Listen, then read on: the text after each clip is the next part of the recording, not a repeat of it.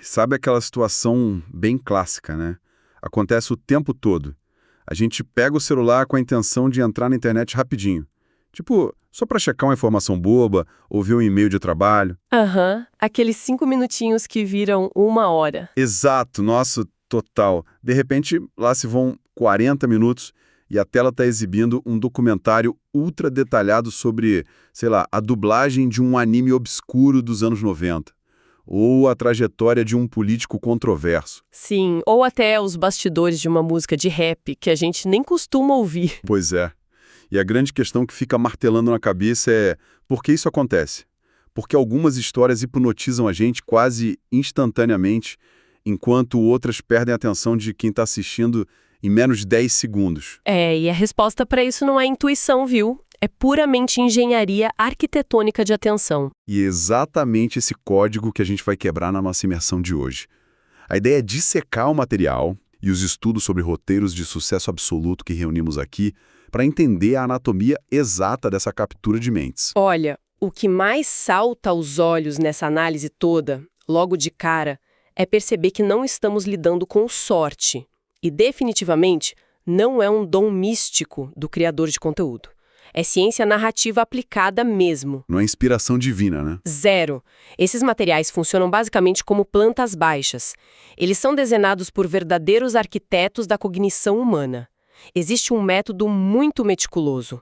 É replicável, testado à exaustão, tudo para gerar esse engajamento absoluto. Caramba. Não é por acaso que a tela do celular parece ter um mímon.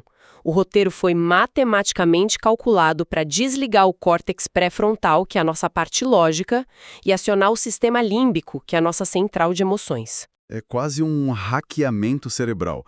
Mas então, antes da gente pensar em construir um prédio inteiro, tipo um arranha-céu de 30 minutos de conteúdo, a gente precisa olhar para os tijolos, né? Com certeza, a base de tudo. Todo mundo que acompanha a criação de conteúdo já está cansado de saber da importância do tal do hook, o gancho inicial. Mas o que a análise desses roteiros revela é que a internet já foi muito além daquele gancho de curiosidade básico, aquele bem barato. Ah, sim. Entramos numa era de ganchos muito mais sofisticados. Exato. Tem o hook de conflito, por exemplo. O roteirista não diz, tipo, hoje vamos falar de reality shows. Ele abre o vídeo dizendo com a cara fechada, eu tenho um problema sério com o The Voice. Bom, já cria uma polarização na hora. Na mesma hora. Ou então tem o hook filosófico, né? Que começa um roteiro biográfico com uma frase de impacto, tipo, dizem que não é sinal de saúde estar bem adaptado a uma sociedade doente. O objetivo não é só reter a atenção, é dar um soco intelectual em 10 segundos cravados. Essa é a isca perfeita, sabe? E se a gente reparar no mecanismo por trás disso, o hook de conflito funciona porque o cérebro humano é evolutivamente programado para prestar atenção a ameaças ou discordâncias. Faz todo o sentido, um alerta de perigo, né? Isso. Quando alguém declara que tem um problema com algo muito popular, a nossa mente automaticamente quer saber se precisa se defender dessa pessoa ou se aliar a ela. E logo depois dessa captura inicial, os melhores roteiros aplicam a conexão narrativa. Que é aquela parte geralmente enraizada em nostalgia ou numa vulnerabilidade pessoal bem profunda, certo? Exatamente. Um dos roteiros analisados sobre um filme de fantasia não começa dissecando o enredo do filme. Ele começa evocando o ritual sagrado de ir à locadora numa sexta-feira à noite. A explicação técnica fica para muito depois. A experiência tátil, aquela emoção compartilhada, vem em primeiro lugar. Aquele cheiro de capa de fita de vídeo, né? E aí vem o bote. Porque depois de criar essa cama elástica de conforto, nostalgia pura, o roteiro usa a quebra de expectativa. Esse é o ponto de virada. O próprio texto do criador diz algo como: na minha cabeça era óbvio que o filme seria de um jeito, só que não era nada disso. É criada uma suposição na mente de quem assiste apenas para implodi-la na frase seguinte. Uma quebra total. Eu gosto de comparar isso à estrutura de um truque de mágica. O gancho inicial e a nostalgia são um setup. Aquela distração visual super confortável. E a quebra de expectativa é o momento em que o mágico faz a pomba desaparecer. Literalmente. Quem está assistindo fica sem chão, né? Sim, e perde a capacidade de fechar o vídeo. O cérebro simplesmente exige uma resolução para aquele mistério recém-criado. Essa analogia do mágico é super útil. Mas ela nos leva a um território meio complexo. Porque se a gente conectar isso ao quadro geral de consumo de mídia, a linha entre a persuasão narrativa e a pura manipulação psicológica é extremamente tênue. É uma navalha afiada. Muito. E a genialidade narrativa contemporânea acontece justamente quando o criador reconhece e brinca com essa manipulação de forma totalmente aberta. Tipo escancarar o truque. Nos estudos que a gente levantou, tem um exemplo de um documentário opinativo sobre o movimento Red Pill. E, bom, antes de mais nada, vale sempre ressaltar que a nossa lente aqui é estritamente técnica. A gente não está endossando o conteúdo ou a ideologia de nenhum lado, tá? Com certeza. O foco aqui na imersão é desmontar o motor do carro para ver como ele corre, não julgar para onde ele está indo. Exato, bem colocado. Então, nesse vídeo em questão, o início é de um sensacionalismo absurdo. Afirma-se com imagens muito fortes que a palavra que define o movimento é ódio. Cria-se um vilão absoluto ali nos primeiros 20 segundos. Nossa, um soco no estômago já no começo. Um gancho emocional negativo, puramente desenhado para chocar, gerar raiva em uns e concordância cega em outros. Mas aí, logo em seguida, vem o que chamamos de metanarrativa. O roteirista pausa o vídeo, ele muda o tom de voz e diz textualmente: "Isso que acabei de fazer se chama manipulação de narrativa." Espera aí, admitir a manipulação faz o público confiar mais em quem está falando? Porque, olha, isso soa como um paradoxo.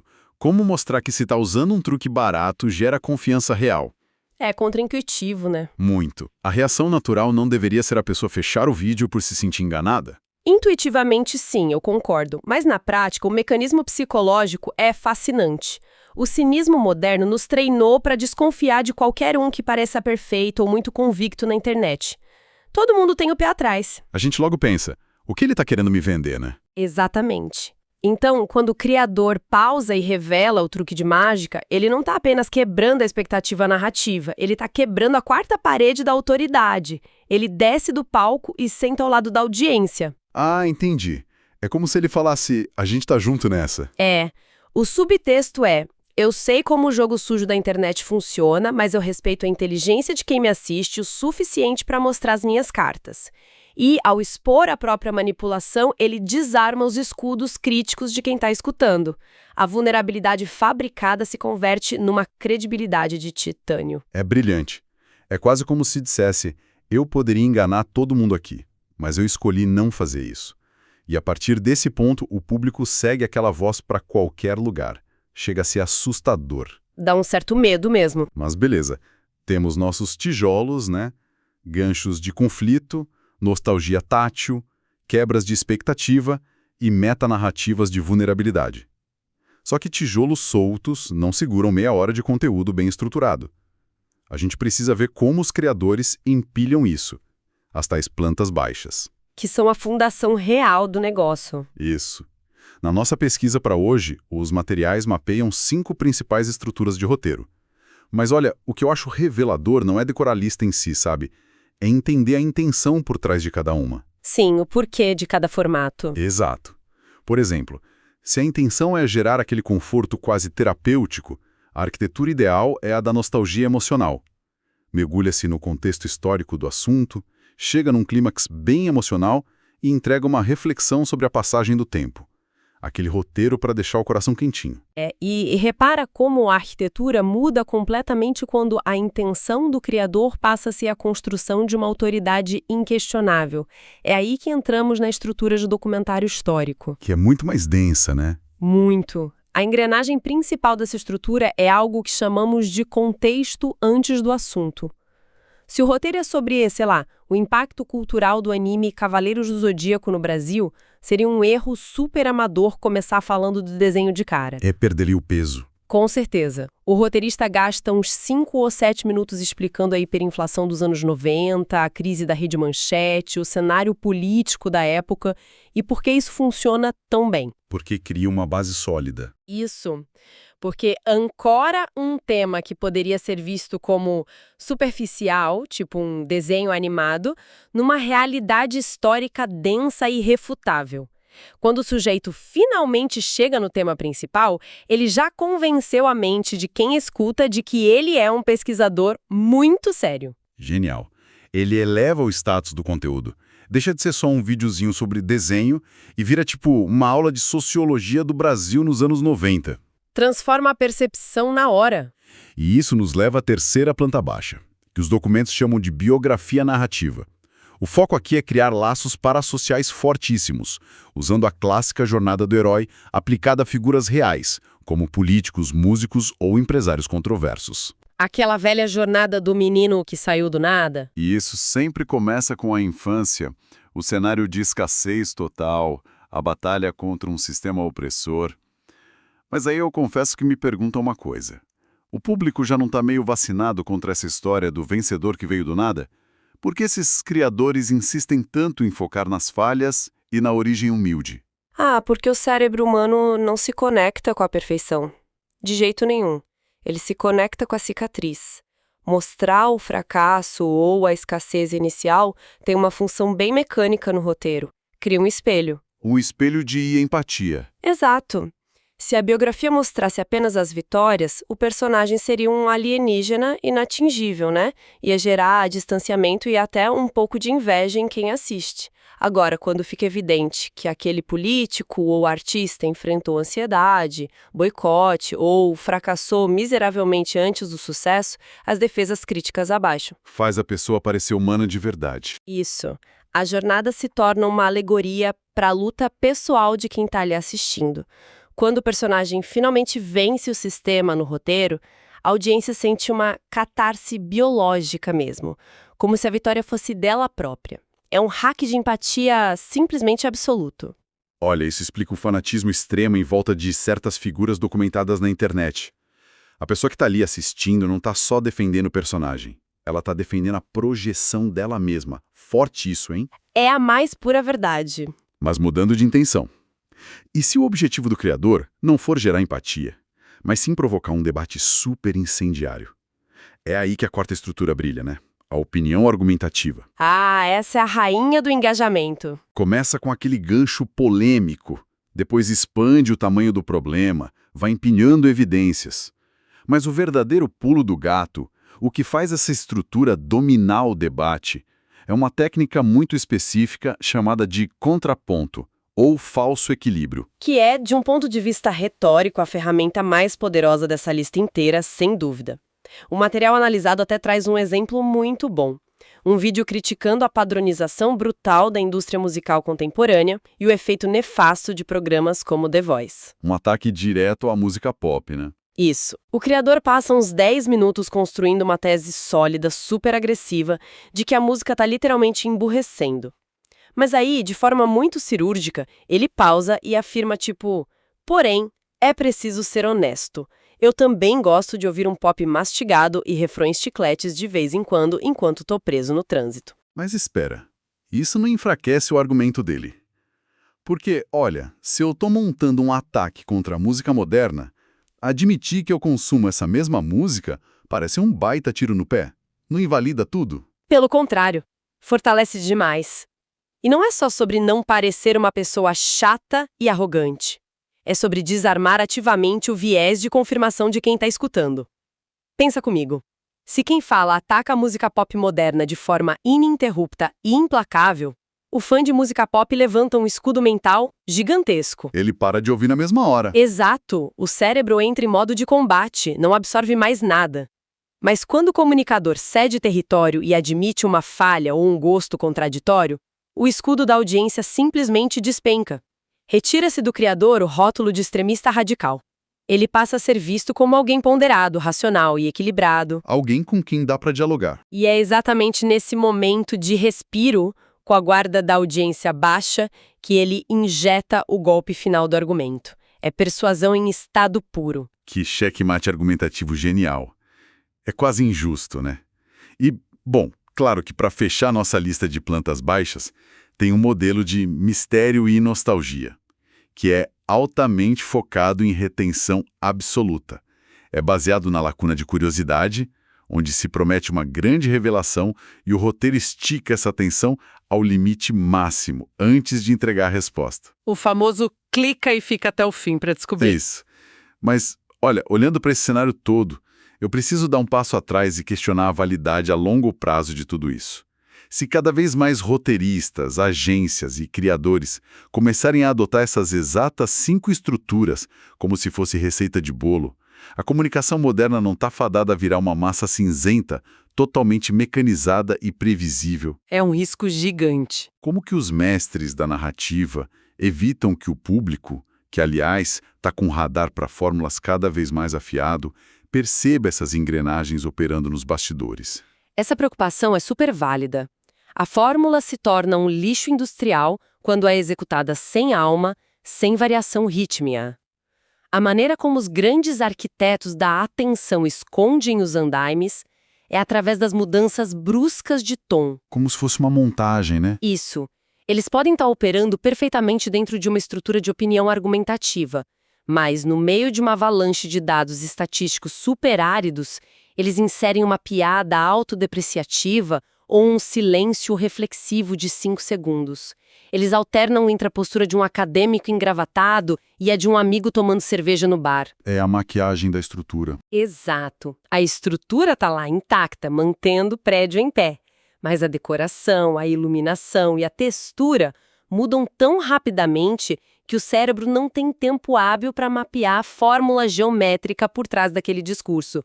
O foco da pessoa permanece única e exclusivamente na experiência. O que, aliás, nos encaminha de uma forma supernatural para a revelação mais profunda que a gente tem nesse material de hoje. A teoria de tudo. Porque se a gente aplicar uma lente de aumento na estrutura de nostalgia, na de biografia, na argumentativa, não importa se o vídeo está dissecando a falência de uma empresa tech, o contexto político da Guerra Fria, ou, como tem nas fontes, a lenda do Pelé fazendo chover no gramado do Maracanã. Tem uma raiz em comum. Tem. Se a gente remover a tinta, a mobília e o acabamento todo, o esqueleto de sustentação é simplesmente idêntico. Existe um DNA universal em todas elas. O modelo definitivo, composto por 4 pilares inegociáveis. Hook de impacto. Sem aquele choque inicial, a porta de entrada não se abre de jeito nenhum. Mas é a partir do pilar 2 que a verdadeira engenharia entra em cena, a escalada. Isso, a escalada é vital. A narrativa, em hipótese alguma, pode ficar estagnada num plano horizontal, né? O pilar 2 exige que as estacas sejam aumentadas minuto a minuto. Nos materiais analisados, tem aquele roteiro impecável contando uma atuação histórica do Pelé pelo Santos no Maracanã. Esse exemplo é maravilhoso. Sim, o roteirista não começa o vídeo dizendo Pelé entrou em campo e jogou muito. Falar isso mataria a história em 10 segundos. Em vez disso, o roteiro gasta um bom tempo descrevendo o desdém dos jornalistas cariocas contra um time do interior paulista. Ele descreve o cheiro do estádio, o nervosismo inicial de quem estava lá. Uma panela de pressão. Total. A tensão é construída de forma incremental. Quando Pelé finalmente toca na bola, a narração descreve os risos da imprensa se transformando em murmúrios e os murmúrios virando um silêncio absurdo. E, por fim, aplausos de pé até dos adversários. Isso é escalada na prática. O interesse tem que sofrer uma inflação galopante. Perfeita observação desses detalhes de tensão. E olha, sem essa panela de pressão da escalada, é impossível executar o pilar 3 de uma maneira eficaz, que é o clímax. O ponto sem volta. O ápice da curva dramática. Todo roteiro monumental precisa de um ponto de ruptura, onde toda aquela energia que foi acumulada transborda. Na biografia de um político, é o dia da eleição apertada, ou o dia do escândalo final. Nas notas de roteiros comerciais de venda que a gente analisou, é aquele momento brutal de vulnerabilidade. Tem aquele exemplo do lançamento do curso, né? Sim, a narrativa de um profissional, detalhando como ele planejou um lançamento digital para milhares de pessoas, investiu literalmente tudo o que tinha, só para ver o sistema cair, a plataforma travar inteira e o resultado ser um absoluto e silencioso fracasso financeiro. O clímax exige uma catarse emocional. É o desmoronamento completo ou a grande coroação. A ausência desse pilar deixa quem está assistindo com aquela sensação de ter mastigado algo sem sabor nenhum. É de deixar na ponta da cadeira. Sabe, ouvindo essa tua descrição, a imagem mental mais nítida que me vem à cabeça, para cravar de vez esse conceito da teoria de tudo, é comparar esses 4 pilares a uma montanha-russa clássica. Pensa bem, o Hulk É aquele exato instante em que a barra de segurança desce sobre o teu polo e trava com aquele baque surdo, sabe? Dá aquele frio na barriga, não tem mais como sair. Exato. A jornada começou ali. A escalada é a subida angustiante, aquele som metálico da engrenagem puxando o carrinho lá para o alto, bem devagar, elevando a tensão a cada metro de altitude, onde o cérebro sabe que algo grande vem pela frente. E aí vem a queda. O clímax, naturalmente, é a queda livre, vertiginosa, onde a adrenalina estoura e ninguém consegue pensar em mais nada senão no momento presente. É pura imersão. E aí entra o pilar 4, que é essencial, que é o retorno tranquilo à estação, a conclusão emocional. Porque o carrinho não pode simplesmente frear do nada no meio do trilho de ponta cabeça e acabar o vídeo. Nossa, uma excelente visualização. E esse pilar 4, essa conclusão emocional, é possivelmente o mais negligenciado por criadores amadores, viu? Um roteiro de elite nunca, sob nenhuma circunstância, termina com um mero resumo burocrático dos tópicos. Do tipo, bom, pessoal, então foi isso que aconteceu hoje, deixa o like. Fica parecendo trabalho de escola, né? Fica horrível.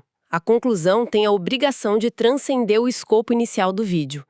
Se a narrativa era sobre o fracasso daquela rede de fast food, a conclusão final deve ser sobre a arrogância que é inerente à condição humana.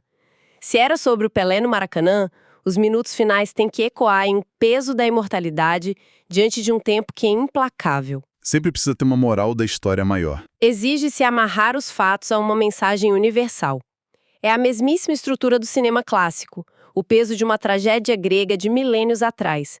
Só que agora está comprimida, otimizada e injetada diretamente na artéria do consumo digital contemporâneo.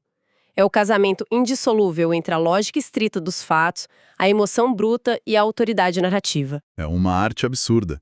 Então, se a gente fizer o caminho de volta na nossa análise de hoje, vemos a progressão claríssima desse arsenal todo. Começamos entendendo aquelas iscas microscópicas, como a nostalgia e a quebra de expectativa hackeiam a biologia da nossa atenção logo no primeiro fôlego, nos 10 primeiros segundos do vídeo. Exato, a fundação invisível. Depois, a gente entendeu que esses elementos ganham vida própria através de 5 arquiteturas diferentes, sempre guiadas unicamente pela intenção por trás delas. Emocionar, construir uma autoridade inquestionável, gerar empatia profunda com figuras controversas, inflamar um debate contornando o viés de confirmação ou apenas prender pelo mistério puro. E todas bebendo da mesma fonte. E aí finalmente descemos ao subsolo conceitual, encontrando esses 4 pilares fundamentais, de gancho, escalada, clímax e conclusão emocional, que sustentam todo e qualquer conteúdo que é verdadeiramente magnético. E olha, o ponto de reflexão prático disso tudo não se resume de forma alguma só ao mundo digital. Compreender profundamente essa engenharia não é um privilégio ou uma ferramenta só para quem sonha em ser youtuber e ter milhões de visualizações. Serve para a vida real, né? Muito. O que a gente dissecou aqui é, na verdade, o sistema operacional da comunicação persuasiva moderna. Pensa na utilidade de aplicar a regra da escalada numa apresentação de resultados da empresa para que os diretores não durmam na cadeira. Ou usar a técnica do falso equilíbrio para desarmar conflitos e escrever um e-mail de negócios que convença um cliente super difícil. Ou até o simples ato de estruturar bem o clímax na hora de contar uma história engraçada numa roda de amigos no bar. Transforma a pessoa na hora. Quem domina esses 4 pilares para de apenas transmitir informações soltas e passa a comandar a atenção de qualquer ambiente em que estiver. Em última análise, deter a chave mestra da percepção humana. Saber exatamente qual botão apertar para gerar qual reação. E o que eu acho mais perturbador, para ser sincero, é perceber que, mesmo tendo a planta baixa inteira nas nossas mãos agora, mesmo conhecendo todas as engrenagens e os truques de metanarrativa, nós ainda somos imensamente suscetíveis a essa maquinaria de atenção. A gente cai do mesmo jeito. Cai igual. O cérebro simplesmente adora uma boa narrativa bem construída, mesmo quando a gente sabe, de forma lógica, que ela está sendo intencionalmente desenhada para prender a gente. O que nos deixa com um pensamento meio incômodo, mas muito necessário para a gente encerrar nossa imersão de hoje. Vamos lá. Considerando que a nossa atenção pode ser hackeada de forma tão milimétrica, esculpida e guiada por esses 4 pilares arquitetônicos que operam nas sombras, Da próxima vez que uma história na tela do celular arrancar lágrimas genuínas ou causar um pico muito forte de indignação irracional, vale muito a pena dar um passo atrás, olhar para sua própria emoção e se perguntar: esse sentimento que acabou de surgir é puramente autêntico e espontâneo? Ou será que o seu sistema límbico está apenas rodando, de forma cega e bem obediente, o código invisível que um roteirista brilhante plantou na sua mente? Fica aí o questionamento no ar para a audiência refletir.